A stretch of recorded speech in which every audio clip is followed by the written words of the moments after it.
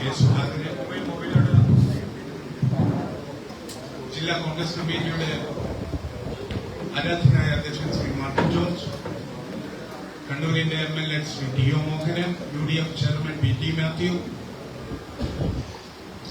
Professor A.D. Musthafa, Sony Sebastian, Shri VA Narayanan, Shama Muhammad, Sajeev Maroli, K Prabhakaran ഉൾപ്പെടെയുള്ള നേതാക്കന്മാരെ, നമുക്കറിയാം ഇന്ന് നമ്മുടെയൊക്കെ പ്രിയങ്കരനായ മുൻ മുഖ്യമന്ത്രിയും കേരളത്തിലെ കോൺഗ്രസ് പ്രസ്ഥാനത്തിന് ശക്തമായ നേതൃത്വം നൽകിക്കൊണ്ട് മുന്നോട്ട് പോയ എങ്ങനെയായിരിക്കണം ഒരു മുഖ്യമന്ത്രി എന്നും കാരുണ്യ സ്പർശനത്തിലൂടെ ലോകത്തിലെ ജനങ്ങളുടെ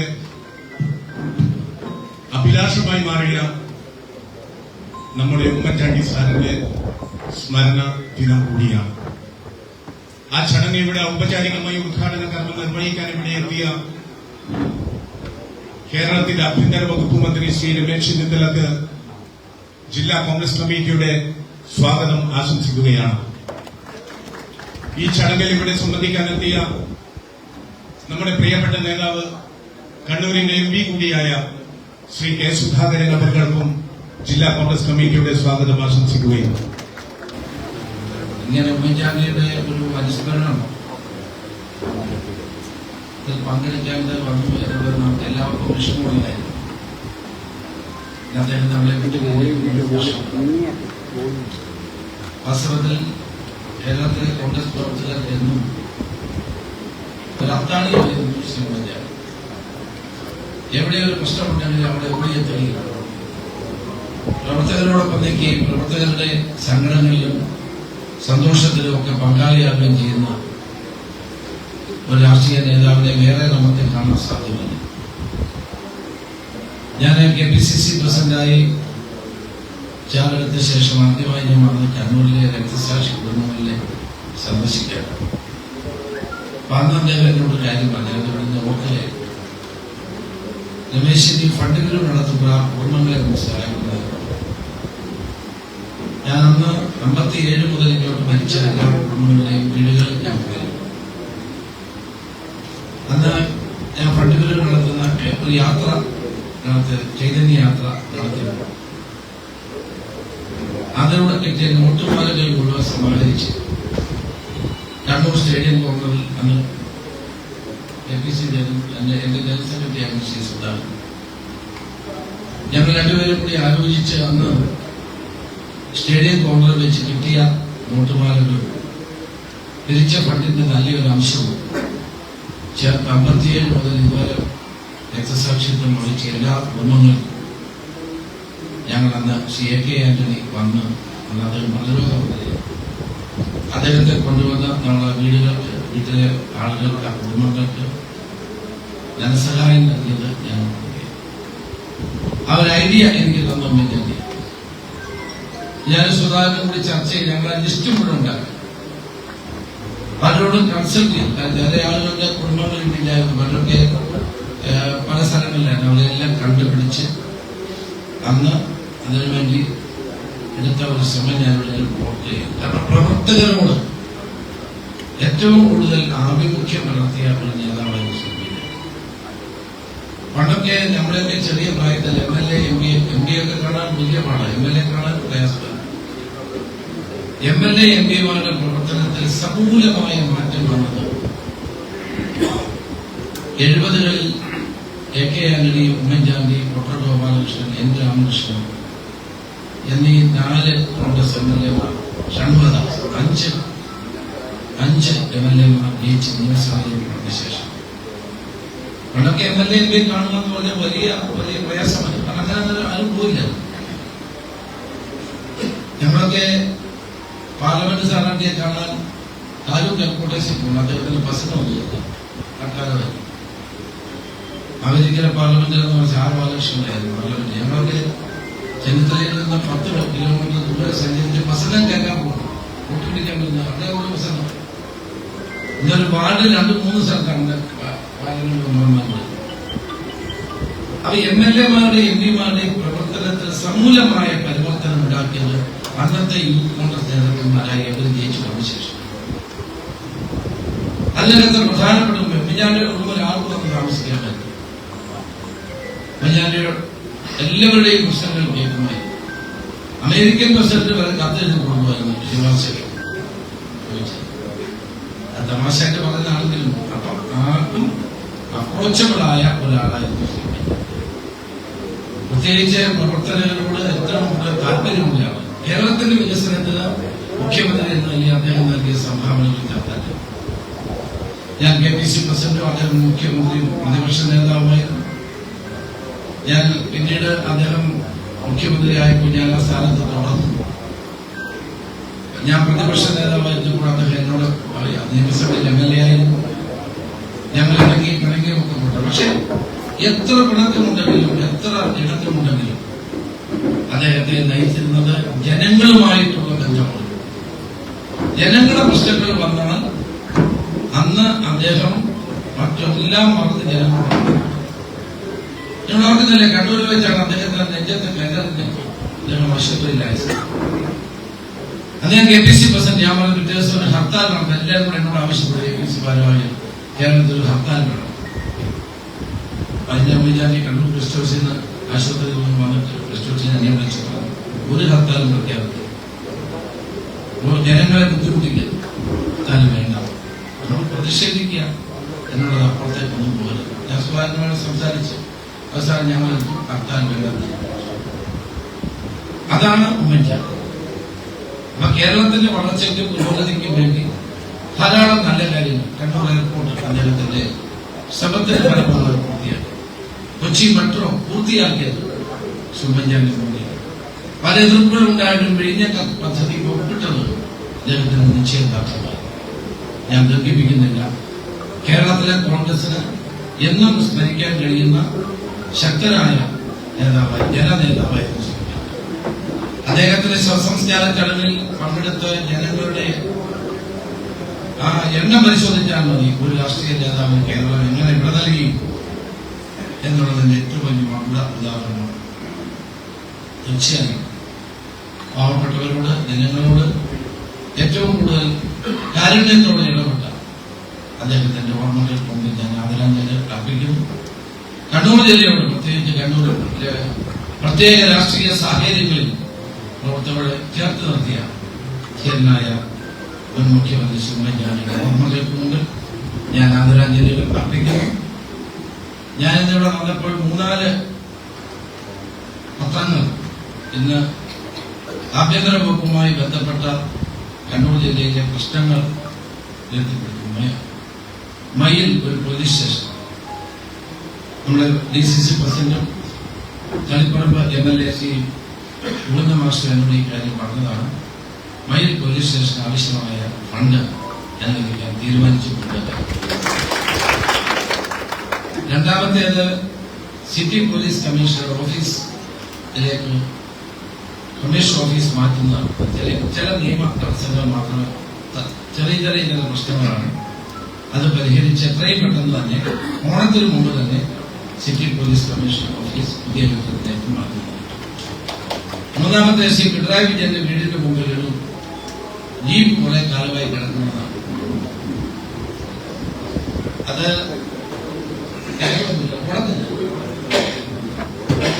അതിന് അദ്ദേഹം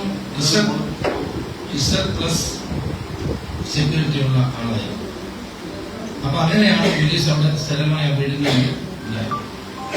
പോലീസിന്റെ സെക്യൂരിറ്റി കൊടുക്കുന്നത് ഒരു കമ്മീഷൻ, ഒരു കമ്മിറ്റി ഉണ്ട്. ആ കമ്മിറ്റിയാണ് പരിശോധിക്കുക. 6 മാസം കൂടിയിരിക്കുമ്പോൾ കമ്മിറ്റി വിലയിരുത്തും. സെക്യൂരിറ്റി കൊടുക്കണോ വേണ്ടയോ എന്നെല്ലാം തീരുമാനിക്കുന്ന കമ്മിറ്റിയാണ്. അതിനകത്ത് ആഭ്യന്തരമന്ത്രി കൊണ്ടുപോകും. അപ്പൊ ആ കമ്മിറ്റിയുടെ മുമ്പാകെ ഇപ്പൊ ഞാൻ കമ്മിറ്റി കൂടാൻ പോകണം. കാരണം ചിലർക്കൊക്കെ ചുമ്മാ ഒരു ആവശ്യമില്ലാതെ പോലീസ് സെക്യൂരിറ്റി കൊടുക്കാനുള്ള പരാതി ഉണ്ടാവും. അപ്പൊ അതെല്ലാം പെർസെപ്ഷൻ, അക്രമം അല്ലെങ്കിൽ ജീവനഹാനിയുണ്ട്, അല്ലെങ്കിൽ സെക്യൂരിറ്റി ആവശ്യമുണ്ടെന്നുള്ള പോലീസ് റിപ്പോർട്ടിന്റെ അടിസ്ഥാനത്തിൽ ഏതായാലും കമ്മിറ്റി അത് പരിശോധിക്കട്ടെ. പരിശോധിക്കാൻ ആവശ്യമില്ലെങ്കിൽ അത് തീർച്ചയായിട്ടും അത് മാറ്റാനുള്ള നടപടി ചെയ്യും. പിന്നീട് പയ്യന്നൂരിൽ നമ്മുടെ അതിർത്തി പയ്യന്നൂരിൽ നമ്മുടെ പുനീഷ്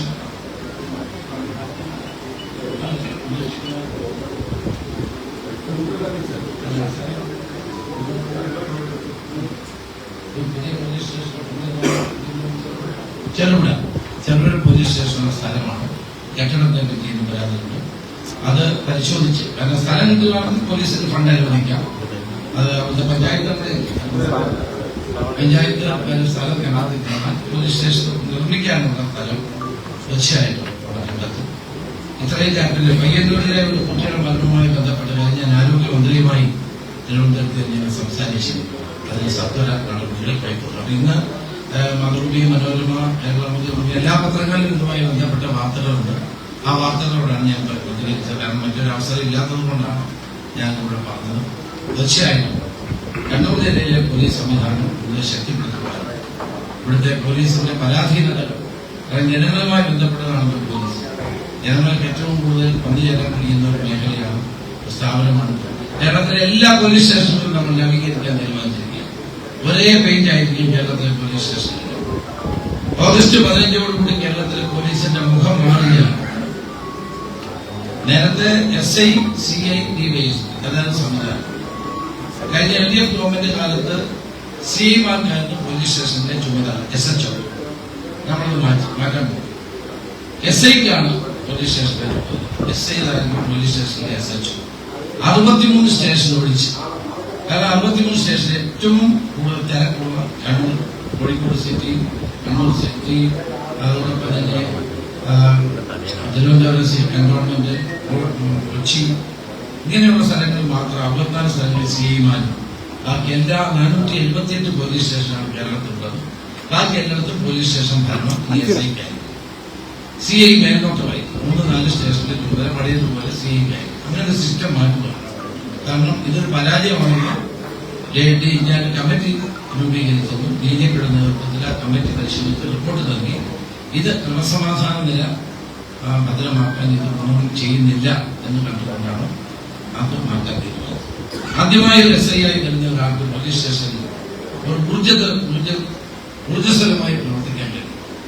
CI ഇരിക്കുന്ന ആള് അല്ലെ SI ആക്കിയപ്പോഴത്തേക്ക് SIയില്ല, CIയില്ല, CI. അപ്പൊ അങ്ങനെ ഒരു പരിഷ്കാരം നടത്താൻ തന്നെയുമല്ല, കേരളത്തിലെ പോലീസിനെ ജനകീയ പോലീസാക്കി മാറ്റാൻ, ജനകീയ വിഷയങ്ങളിൽ ഇടപെടുത്താനുള്ള തീരുമാനം. അതിന്റെ ഭാഗമാണ് ഓപ്പറേഷൻ തുഫാൻ. ഓപ്പറേഷൻ തുഫാൻ ഒരു വൻ വിജയമാണ്. നിങ്ങൾ എല്ലാവരുടെയും സഹായത്തോടെ കേരളത്തിലെ മുഴുവൻ ജനങ്ങളും ഏറ്റെടുത്തിരിക്കുന്ന പദ്ധതിയാണ്. ജനങ്ങൾ ഇതുപോലെ സഹകരിച്ച, എന്റെ രാഷ്ട്രീയ ജീവിതത്തിൽ ഇതുപോലെ, പൊതുജീവിതത്തിൽ ഇതുപോലെ ജനങ്ങളെ സഹകരിച്ച മറ്റൊരു പദ്ധതി ഉണ്ടാകും. സാധാരണഗതിയിൽ ഗവൺമെന്റ് ആവിഷ്കരിക്കുന്ന പരിപാടിക്ക് ഇതുപോലെ ജനപിന്തുണ കിട്ടില്ല. ഏറ്റവും കൂടുതൽ സ്ത്രീകളുടെ ഭാഗത്തുനിന്നാണ് ഈ പിന്തുണ ലഭിച്ചത് എന്ന് മാത്രം സൂചിപ്പിക്കുന്നു. സ്വാതന്ത്ര്യ ദിനത്തോട് പുതിയ ഒരു മുഖം കേരളത്തിലെ പോലീസ് ഉണ്ടാവുകയാണ്. അതിനെല്ലാവരുടെയും സഹായം അഭ്യർത്ഥിച്ചുകൊണ്ട് പ്രിയങ്കരനായ ശ്രീ ഉമ്മൻചാണ്ടിയുടെ 3ാമത് തെരവ് വാർഷികത്തോടനുബന്ധിച്ചുള്ള സമ്മേളനം ഞാൻ ഉദ്ഘാടനം ചെയ്ത് അറിയിക്കുന്നു. പ്രിയപ്പെട്ട സഹോദരി സഹോദരന്മാരെ, ഒരു പ്രസംഗത്തിന്റെ ആവശ്യം കൂടിയില്ല. ഇനിയും ഒരുപാട് പരിപാടികൾ നടത്താറുണ്ട്. അതുകൊണ്ട് വാക്കുകൾ ഒരു പ്രസംഗത്തിലൂടെ എത്തിക്കൊണ്ടുപോകാൻ എനിക്ക് താല്പര്യമില്ല. നമ്മുടെ നാട് മാറ്റത്തിന്റെ നെടുകയാണ്. ആ മാറ്റം ഈ നാടിന്റെ മുഖച്ഛായ മാറ്റുന്ന ഒരു മാറ്റമായി മാറട്ടെ എന്ന് ഞാൻ പ്രാർത്ഥിക്കുന്നു. പ്രിയങ്കരനായ രമേശ് ചെന്നിത്തല കേരളത്തെ സംബന്ധിച്ചിടത്തോളം ഭരണരംഗത്ത് അന്നതപ്രജ്ഞനായ നേതാവും സമചിത്തനായ രാഷ്ട്രീയ നേതാവുമാണ് ഇന്നത്തെ കാലത്ത് തർക്കമില്ല. അതുകൊണ്ട് അദ്ദേഹത്തെ ഒന്നും പഠിപ്പിക്കേണ്ടതില്ല. അദ്ദേഹത്തിനെല്ലാം അറിയാം. അത് സ്വയം ഏറ്റെടുത്തുകൊണ്ട് ഭരണത്തിന് നേതൃത്വം കൊടുക്കാൻ അദ്ദേഹത്തിന് സാധിക്കുമെന്ന് ഞാൻ പൂർണ്ണമായും വിശ്വസിക്കുന്നു. എനിക്കൊരൊറ്റ അഭ്യർത്ഥനയുള്ളൂ. സ്കൂളുകളിൽ ഈ കൊച്ചുമക്കളെ ഈ മദ്യത്തിനും ഈ കഞ്ചാവിനും ഇരയാകാതിരിക്കാനുള്ള കർശനമായ നടപടി സ്കൂളുകളിൽ ഉണ്ടാക്കിയെടുക്കണം എന്ന് ഞാൻ വിനയത്തോടെ ഞാൻ അപേക്ഷിക്കുന്നു. എനിക്കറിയാം, എന്റെ പ്രദേശത്ത് ഞാൻ അറിയുന്ന സ്കൂളിൽ ഒരുപാട് ഇതുപോലുള്ള സംഭവങ്ങൾ നടക്കുന്നു എന്നത്